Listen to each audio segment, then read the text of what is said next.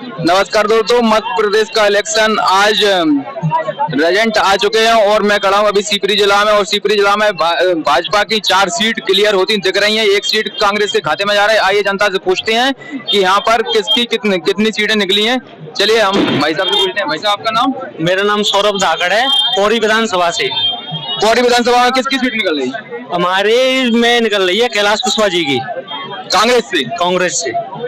और सीपरी में? और सुपरी में देवेंद्र जैन की। यानी कि मध्य प्रदेश में किसकी सरकार बनने जा रही है? कितनी सीटें से आगे? मध्य प्रदेश में सरकार बनने जा रही है भाजपा की। कितनी सीटें अभी आ रही हैं?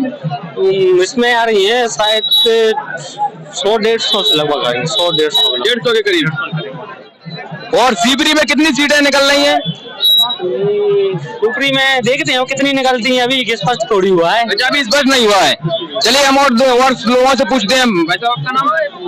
जगवान। कहाँ से हो आप? बानपुर से। मानपुर? बानपुर। अब यहाँ पर कितनी सीटें निकल रही है? किसकी सीट निकल रही है? बीजेपी की निकल रहे हैं। कितनी सीटें? 4 सीटें। अच्छा, 4 सीटें। और 1 सीट कहाँ की रह रही है? पौड़ी की कांग्रेस में है ना, किशोर की बीजेपी में निकल गई। 26,400 भाई साहब जीते। पीतम सिंह भाई साहब जीते। सीपरी से देवेंद्र जैन जीते। देखिए, मेरा नाम सागर शर्मा है और ये कहते ना चुनाव एक जुआ है। अभी समय गाड़ी ट्रेन से उतरी है, अभी प्रयागलाल यादव जी को बाहर लगा दिया गया और बोला गया कि आप हार चुके हो। और जबकि अभी पोलिंग में बोला गया था माइकों पर, तो 4000 से प्रयागलाल को आगे बताया गया है।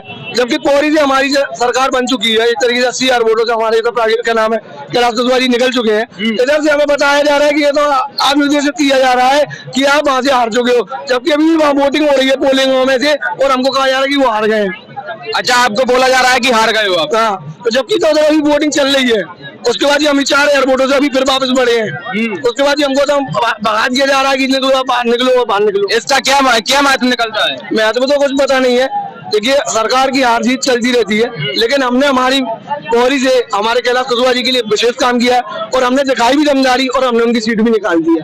आज अगर कक्का जी अगर हार रहे हैं, अगर कक्का जी अपने घर से होते तो चुनाव नहीं आते। अच्छा। पार्टी ने जो निर्देश दिया उस आधार पर वो व्यक्ति यहाँ से लड़ने आया है। पार्टी अगर निर्देश नहीं देती तो वो वापस हारता नहीं। चाहे भले 1500 से 500 जीता पर जीतते हैं। और अभी बदलाव हो सकता है। अभी भी 10 पोलिंग और 10 सीटें और बची हुई हैं। बदलाव होने के लिए अभी समय है। 10 पोलिंग और बाकी, अभी ग्रामीण क्षेत्रीय पोलिंग बची हुई है। बदलाव कुछ हो सकता है। चलिए हम और किसी से पूछते हैं। मैं अंगद सिंह राजपूत, मैं पिछोर क्षेत्र से हूँ। अभी जो बताया जा रहा है कि जो करहरा की सीट की बताई जा रही है, अगर भारतीय जनता पार्टी अगर ऐसा करती तो क्या कांग्रेस की अभी जो सीट निकली है आपकी जैसे पोहरी वाली, तो वहां पे भी तो वो कर सकते थे, 5 सीट अपनी भाजपा की निकाल सकते थे। ऐसा कुछ भी नहीं है। भारतीय जनता पार्टी ने जो विकास किया है, विकास के नाम पे वोट मिला है भारतीय जनता पार्टी को। सर्वप्रथम जो लाडली बहन योजनाएं चलाई हैं शिवराज सिंह मामा जी ने, उसकी लहर से पूरी भारतीय जनता पार्टी 162 सीटें मध्य प्रदेश में बिल्कुल निकल चुकी है। ये इसमें कोई दोहराई नहीं है। विकास किया है भारतीय जनता पार्टी ने। यहाँ पर कोई काम ऐसा नहीं हुआ कि उन्होंने ऐसा कर लिया वैसा कर लिया है। भारतीय जनता पार्टी को वोट मिला है, इसलिए विजय हुई है। और यहाँ पर पिछोर क्षेत्र की बात की जाए, बताया जा रहा है कि केपी सिंह जी अगर यहाँ से नहीं लड़ते शिवपुरी से, तो वो अपने पिछोर विधानसभा से वो जीत हासिल करते। ऐसा कुछ भी नहीं है। पिछोर विधानसभा से मैं वादे के साथ कह रहा हूँ, अगर केपी सिंह चुनाव लड़ते तो वो 1 लाख से हार के आते पिछोर विधानसभा से। ये मैं दावा के साथ कह रहा हूँ। इसलिए उन्होंने अपनी सारी वहां पे मीटिंगें की, वहां पे पूरा जो वोटर बैंक देखा उन्होंने कि मेरी यहाँ से बहुत बड़ी हार हो रही है, इसलिए उन्हें अपनी सेटिंग करके बोला हमें शिवपुरी से टिकट दो और शिवपुरी से लड़वाओ, नहीं हमारी तो यहाँ से नैया डोल हो गई।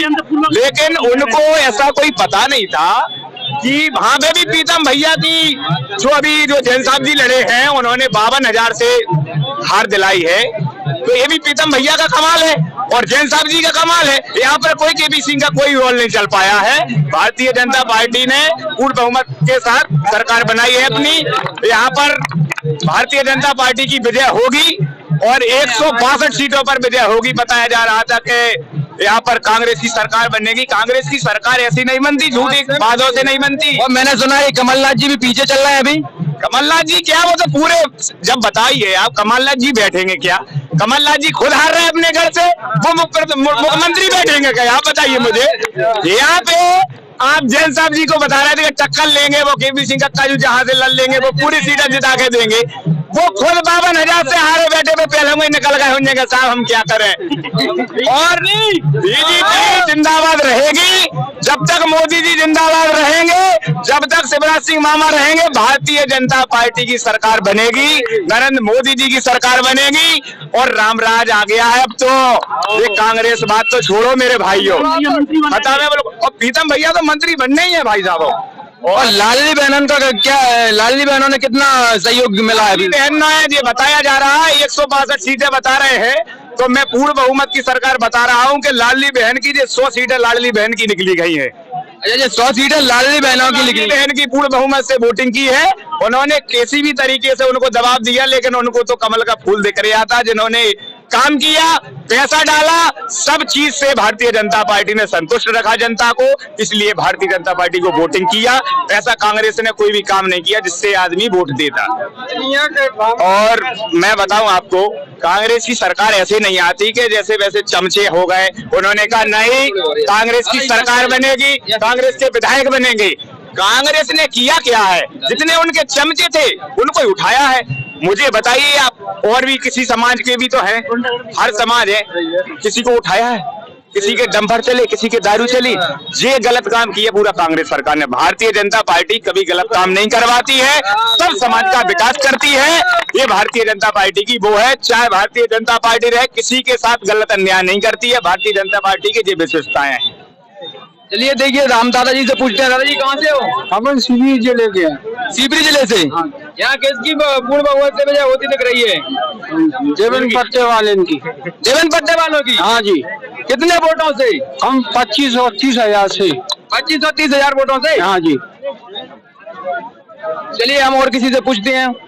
थोड़े इधर भाई साहब, आपका नाम? अब मेरा नीरज लोधी है। कहाँ से? पिछोर से, बहुत ही विधानसभा से हूँ मैं। उधर पिछोर से किसकी जीत होती दिख रही है? अपने प्रीतम भाई साहब की होगी। और इधर बोल रहे हैं कि उनकी तो हो चुकी है जीत। किसकी होगी? वो हमेशा होती रहेगी, और कम से कम 30,000 से कम नहीं होए। अब बोले ना क्यों?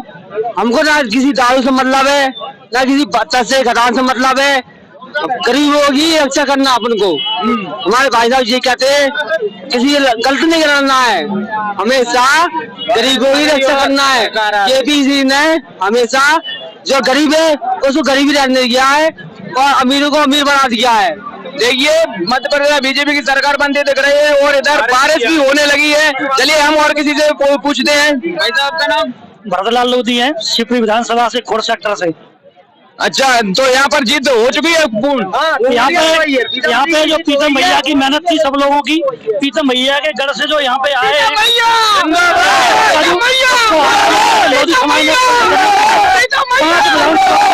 लोधी समाज ने बीजेपी को वोट दिया और उन्हीं की वजह से, लोधियों की ताकत से भी शिवपुरी विधानसभा में भरपूर जीत हो रही है देवन जैन की। और लोधियों ने चाहे कोलरास हो, चाहे करेरा हो, शिवपुरी हो, पिछोर हो, पूरी ताकत लगाई है। सब जगह से भरपूर 100 में से 100 वोट गए बीजेपी के लिए। पूरा हक बनता है। प्रीतम भाई साहब को जो समर्थक है उन्होंने जी जान लगा दिया है चुनाव के लिए। सब जगह से जो केपीसी यहाँ शिवपुरी से आए, उनका कहना था कि हम यहाँ से भी अपना नया करेंगे। कुछ शिवपुरी में नया ये हो गया कि वो दुगने वोटों से हारे हैं।